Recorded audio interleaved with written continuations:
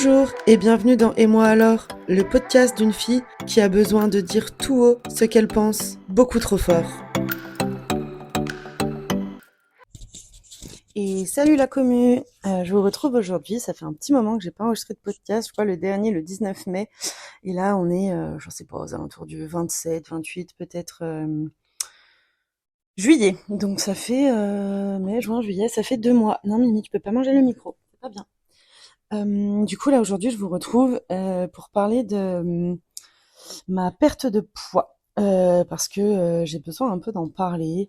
Je... Déjà, vous êtes plusieurs personnes à me demander comment j'ai fait, donc déjà, je vais revenir un peu là-dessus. Et puis ensuite, je reviendrai sur un peu les peurs et bah, du coup, ça va refaire écho avec le podcast que j'avais fait sur la boulimie. Voilà. Donc, bah, du coup, j'ai enregistré en mai. Donc, on a eu des chevreaux ils sont nés le 9 mars, le 8 ou 9 mars, le 9 il me semble.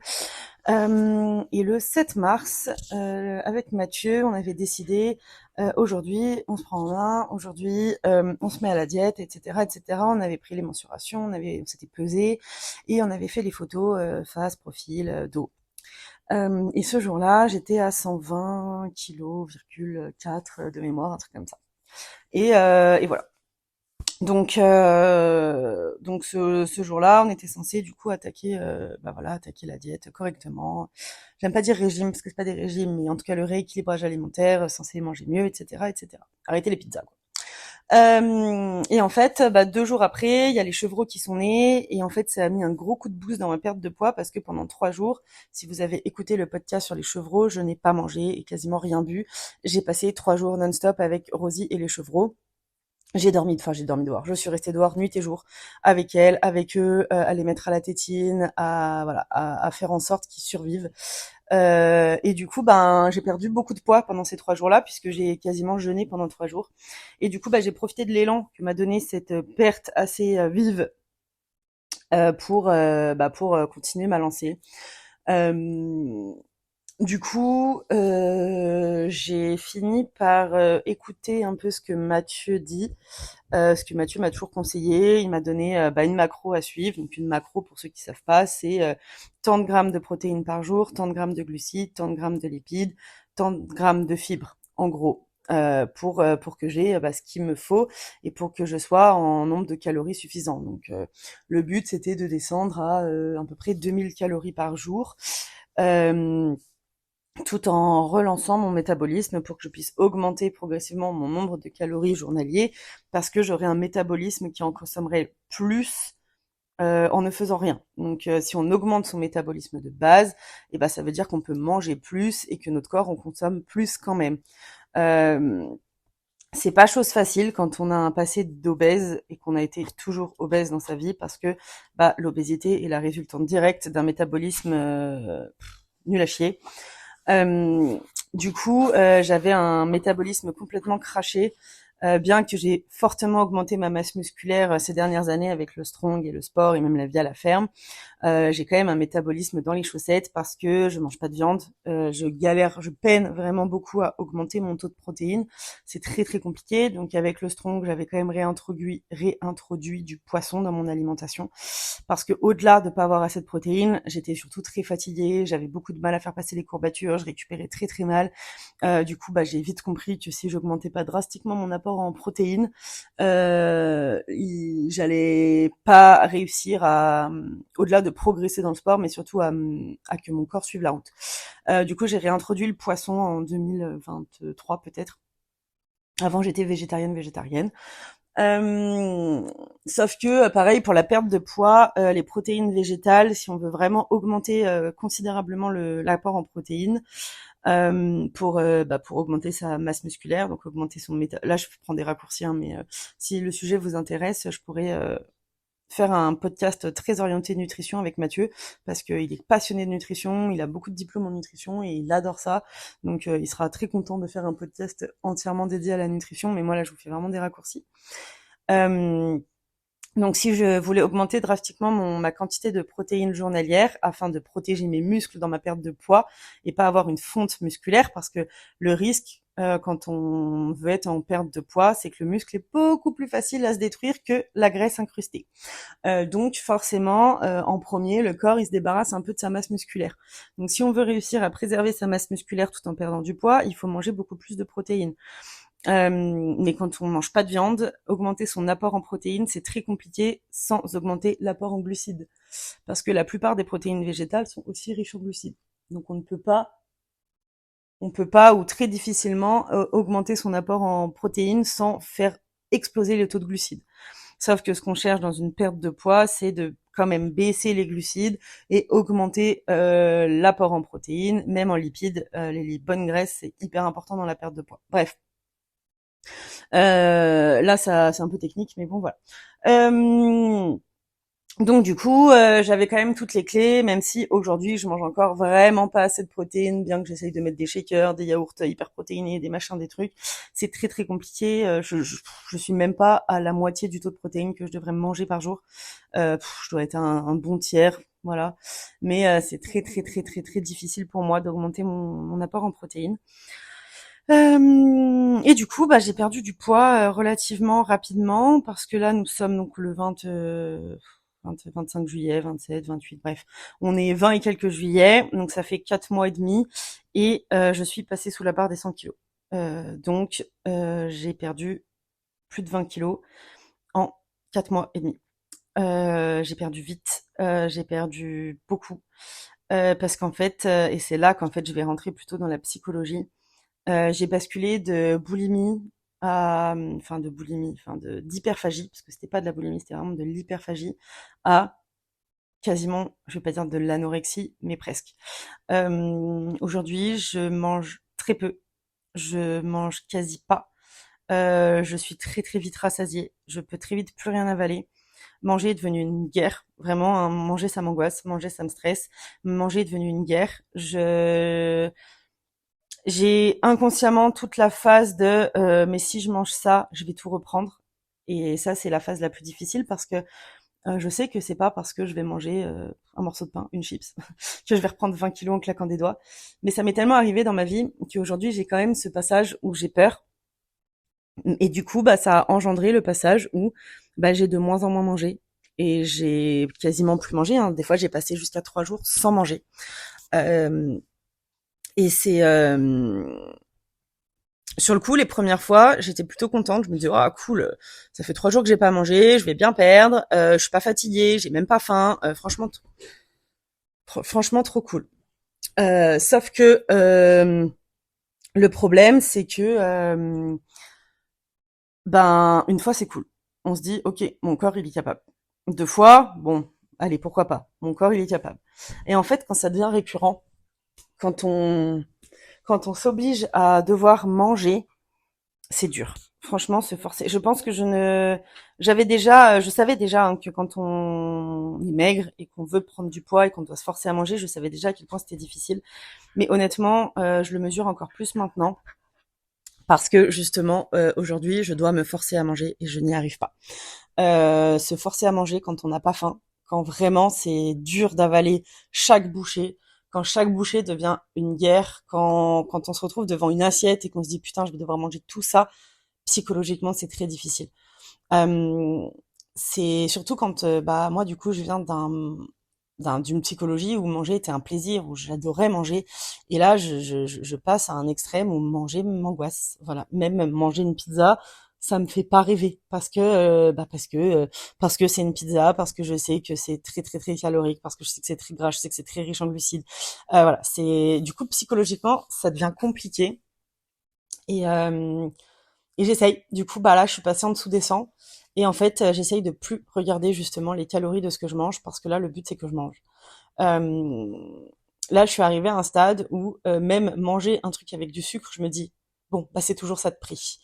Et c'est honnêtement, hein, passer d'un extrême à l'autre, c'est pas facile. Mais je tenais vraiment à faire ce podcast parce que, en fait, les TCA, donc les troubles du comportement alimentaire, je pense que quand on a des problèmes avec ça, quand on est dedans, on passe tellement vite d'un extrême à l'autre parce que bah on a des problèmes avec l'alimentation, pas avec l'excès ou la restriction.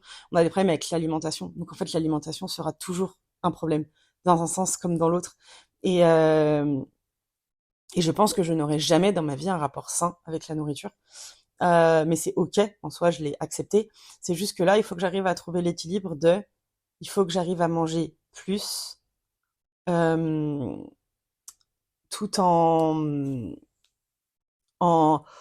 que ce soit pas trop contraignant pour moi dans mon quotidien. Parce que je peux pas passer 1 heure à table à manger une salade, c'est pas possible. C'est déjà j'ai l'impression de perdre mon temps, donc en plus de pas avoir envie de manger, en plus de pas avoir envie de finir mon assiette, je m'agace parce que c'est trop long. Donc là vraiment, je suis rentrée dans un nouveau défi, une nouvelle guerre contre moi-même, c'est de ne pas maigrir trop. Parce que vraiment mon objectif c'est de pas descendre en dessous des 90.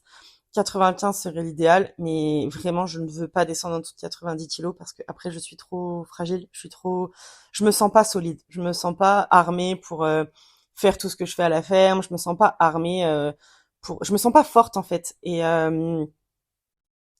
du coup voilà, j'ai pas envie de descendre plus bas. Sauf que là, bah, j'ai peur d'y aller tout droit, de pas réussir à contrôler cette descente qui descend fort, ça descend très très fort. Euh, Parce que je mange pas. Donc voilà. Euh, je vous referai un update si ça vous intéresse aussi dans les semaines à venir, moi. Peut-être si j'arrive à stabiliser ou pas. Je suis désolée, je baille. Surtout que là, j'ai commencé un travail, pour ceux qui me suivent un peu sur les réseaux, vous devez le savoir, où je marche pendant 13 heures le samedi, pendant 13 heures le dimanche, ce qui veut dire que je fais environ 40 000 pas par jour ces 2 jours-là. Ma montre et mon appli me disent que je dépense environ 6 000 calories par jour, sachant que je peine à manger 1 000 calories par jour. Donc voilà, donc ça fait un énorme déficit calorique qui est très compliqué et du coup musculairement aussi c'est très dur parce que je récupère très mal, j'ai mal de partout, j'ai des énormes douleurs, je commence à vraiment me blesser parce que bah, je récupère trop mal, parce que je mange pas assez, parce que je mange pas assez de protéines, parce que mon corps fatigue, je lui en demande toujours plus en lui donnant toujours moins à manger et au bout d'un moment mon corps il va me dire non mais là en fait c'est stop, t'as vu tout ce que tu me demandes alors que tu me nourris pas. Et je le sais parce que je connais tout ça par cœur. J'ai beaucoup entendu Mathieu, j'ai beaucoup appris de lui. Je sais donner 1 million de conseils. Je suis toujours très forte pour donner plein de conseils. Par contre, je suis toujours la dernière à les appliquer. Et donc tout ça, je le sais. Mais du coup, aujourd'hui, je sais aussi à quel point c'est pas facile d'y mettre en place, à quel point c'est pas facile de se forcer. Donc aujourd'hui, j'ai pris la décision. Et je baille encore, mais c'est une catastrophe. Aujourd'hui, j'ai pris la décision d'augmenter considérablement mon nombre de repas. Euh, en tout cas, autant que possible, en augmentant du coup ma quantité de protéines. Donc, si je dois faire beaucoup de repas liquides, donc beaucoup de shakers, je le ferai parce que ça va augmenter considérablement mon apport en protéines. Euh, Si par exemple mon assiette de midi, j'arrive pas à la finir, et ben tant pis, 2 heures après, je reprends mon assiette et je la finis. Et puis bah si j'arrive toujours pas à la finir, et ben 2 heures après, je reprends mon assiette et je la remets devant jusqu'à ce que je l'ai finie. Et 2 heures après, ben je me referai une assiette et en fait j'essaierai de d'augmenter vraiment mon bol alimentaire de cette façon, avec bien sûr des produits quali. Par contre, hein, on va pas se mentir, le but c'est pas non plus de retomber à bouffer que de la merde, de toute façon j'en ai pas envie. Mais voilà, là il faut que j'arrive à augmenter mon apport qualitatif. Donc voilà. En plus l'été n'aide pas, parce que c'est vraiment la saison que je déteste le plus, et puis cette année c'est encore pire, donc ça va pas aller en s'arrangeant, mais j'ai jamais aimé l'été, j'aime pas la chaleur, et, euh, et je baille encore. Et j'aime pas les journées qui se terminent jamais. Moi, j'aime l'hiver, où il fait nuit à 17 heures, où il fait jour à 9 heures. Ça, c'est des journées comme j'aime parce que à la ferme, tant qu'il fait jour, il y a des trucs à faire. Donc en fait, je viens de passer 2 mois, et c'est pas fini, où mes journées commencent à 4 heures et elles terminent à minuit, 1 heure, 2 heures. Donc je viens de passer 2 mois à dormir entre 3 et 6 heures par nuit. Euh, Parce que bah il y a toujours des trucs à faire, encore plus là sur les périodes de canicule. Il y a parce que vous pouvez me dire oui mais tu peux dormir la journée. Non, je peux pas dormir la journée parce que la journée bah j'ai l'eau à aller surveiller parce qu'avec la canicule ça s'évapore très vite. J'ai l'état des animaux à aller contrôler. J'ai aussi des trucs à faire. J'ai eu la compta, et là j'ai encore de la compta parce que j'ai des dossiers à envoyer. J'ai mon développement d'entreprise, j'ai beaucoup de choses. J'ai tous les trucs de l'asso. J'ai vraiment beaucoup de choses la journée et je peux pas en fait dormir la journée, mais je peux pas dormir la nuit non plus l'été. Et je peux pas non plus avoir le loisir d'avoir des loisirs. Je peux pas avoir le loisir d'avoir une vie sociale. Vraiment, l'été pour moi c'est très anxiogène et je déteste ça. Donc rajoutons ce climat très anxiogène de l'été pour moi. Manger c'est encore pire. Voilà, c'est une perte de temps mais énorme pour moi et du coup c'est vraiment quelque chose que cette année je fais passer après quoi. Et le problème c'est que j'ai remarqué que si je ne mets pas un réveil, si je ne regarde pas l'heure, je ne pense même pas qu'il faut que je mange. Donc, il faut que je mette des réveils pour aller manger. Et honnêtement, j'aurais jamais pensé en arriver à ce stade-là un jour dans ma vie. Et le pire dans tout ça, c'est que aujourd'hui, je sais que ça se voit quand même ma perte de poids, puisque les autres me le disent. Moi, je ne le vois pas. La dysmorphie, c'est quelque chose d'assez fréquent sur les pertes de poids importantes ou sur les gens qui ont toujours été très gros ou très maigres. Je pense que ça marche dans les deux sens. Moi, j'ai toujours été très gros, je me suis toujours vue très gros, je me suis toujours connue comme ça, même si j'ai déjà eu une grosse phase de perte de poids à l'adolescence, je vais avoir 20 ans, 20, 22 peut-être. Mais même à cette époque-là, alors que j'étais descendue à 70 kilos, donc j'étais vraiment fit. Honnêtement, j'étais vraiment fit. Quand je vois les photos, je me dis, ouais, j'étais presque maigre. Je me voyais énorme. Parce qu'en fait, notre vision qu'on a de nous, surtout quand on a peu confiance en soi, qu'on a une estime de soi assez basse, et ben, elle est jamais celle qu'on a vraiment, en fait. Donc en plus, je suis pas, quand je me regarde dans le miroir, je me dis pas, waouh, incroyable. Non, je me dis, putain, il y a encore du boulot. Alors que quand je regarde le poids, et ben, je me dis, pas trop quand même. Reste tranquille. Donc voilà, bref, sachant que je vais quand même finir sur un truc, c'est que là je parle du poids et je bade encore parce que j'ai très peu dormi et je sors du week-end de boulot, donc voilà, je suis épuisée.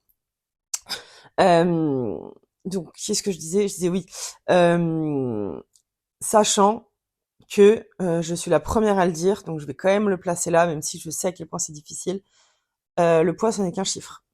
Euh, le poids que je fais aujourd'hui, donc 99,4, c'est pas un poids représentatif de... Enfin si, c'est un poids représentatif de l'instant T. Mais ce que je veux dire, c'est que si demain, j'arrive à manger beaucoup plus de protéines, je vais avoir et à faire beaucoup plus de renforcement musculaire. Donc si j'arrive à vraiment reprendre l'entraînement correctement et à manger plus de protéines, je vais développer de la masse musculaire, donc je vais augmenter mon métabolisme. Mais si je développe de la masse musculaire, mon poids va monter.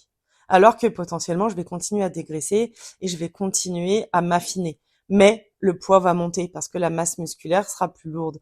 Et du coup, en fait, ça, c'est aussi le cap psychologique de OK, mais si je repasse au-dessus des 100 kilos, qui est vraiment le cap que je ne veux pas, parce que j'ai pris de la masse musculaire et que je me suis affinée, est-ce que je vais être OK avec ça ou est-ce que je ne le serai pas? Je vous le dis, je le serai pas. Voilà. Moi, je le sais.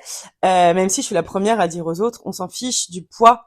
Le plus important, c'est tes mensurations. Ça va être ton tour de taille, ton tour de ventre, tour de bras, tour de cuisse, tour de poitrine même.